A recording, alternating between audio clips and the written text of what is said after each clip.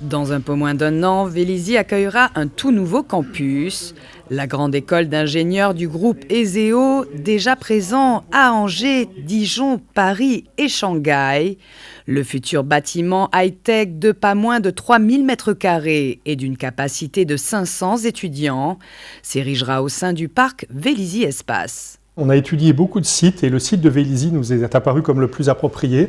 La densité d'entreprises technologiques est absolument fabuleuse, juste à l'environnement immédiat du futur campus de l'école. Et ensuite, c'est une ville et un site qui est placé au centre de la grande zone Paris-Saclay, qui elle-même est la zone de développement des nouvelles technologies en région parisienne. La troisième raison, c'est l'accessibilité, la localisation du site de Vélizy. En fait, on est toujours près ou loin de quelque chose quand on est à Paris, mais on voulait un site qui soit largement accessible avec beaucoup de transports en commun pour les étudiants. Et puis une autre raison, c'est la présence d'un campus universitaire qui offre des services aux étudiants. Il y a des logements étudiants, il y a un restaurant universitaire, il y a les commerces, les cinémas, etc. Donc il est possible de mener une vie étudiante à Vélizy avec tous les services de proximité.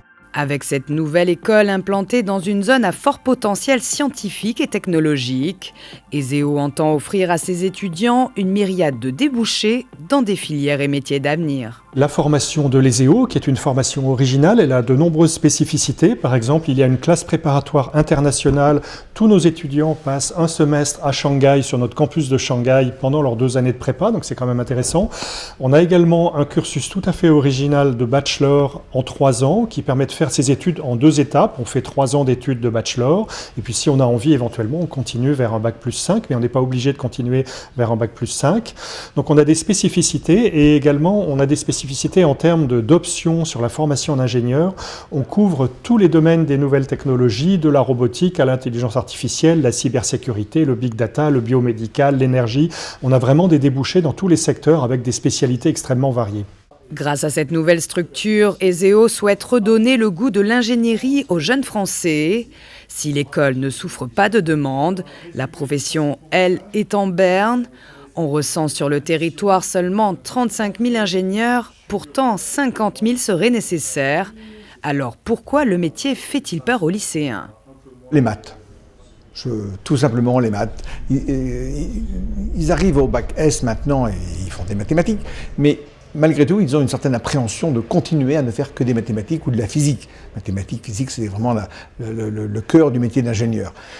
Que vous fassiez dans la télécommunication ou bien dans la mécanique, dans l'aéronautique ou la robotique, il faut faire un peu de mathématiques et de la physique. Et je pense que les jeunes aujourd'hui, plus qu'avant, ont peur des mathématiques. C'est dommage, parce qu'on a un ministre aujourd'hui qui avait l'air de prendre le problème à bras-le-corps. Il faut vraiment qu'en France, on redonne le goût des mathématiques aux jeunes. Il n'est pas logique que la France soit au 20e rang du classement PISA. C'est pas normal. Pourtant, le métier d'ingénieur présente de nombreux attraits.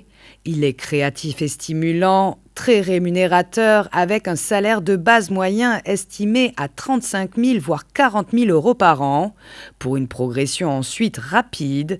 Et surtout, il atteste d'une absence totale de chômage. Tous les jeunes que je vois, dans ma famille, dans tous les réseaux sociaux, professionnels, tous les jeunes, je leur dis la chose suivante. Je dis ingénieur. Oubliez ingénieur, difficulté. Dites-vous que c'est un passeport. C'est un passeport professionnel. Et un passeport, ça veut dire mobilité. Vous commencez comme ingénieur, c'est-à-dire vous commencez à faire un projet, et mobilité verticale, vous finirez directeur général de l'usine. On a beaucoup d'anciens élèves de l'école qui ont les postes les plus prestigieux dans les entreprises, dont du CAC 40. C'est un passeport, ça veut donc dire mobilité, mais aussi horizontale. Vous commencez aujourd'hui, eh bien, dans l'aéronautique. Demain, dans quelques années, vous irez dans l'électronique des télécommunications. Et puis, vous pourrez partir dans la banque. Et puis, vous pourrez devenir journaliste ou enseignant.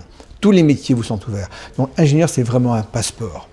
Alors, je ne suis pas que ce soit le seul métier qui vous offre le bonheur, mais je vous garantis une chose, c'est qu'un ingénieur, en général, est un homme ou une femme heureuse. À noter d'ailleurs pour la petite singularité que l'inventeur de la carte à puce est justement diplômé de l'école d'ingénieurs ESEO.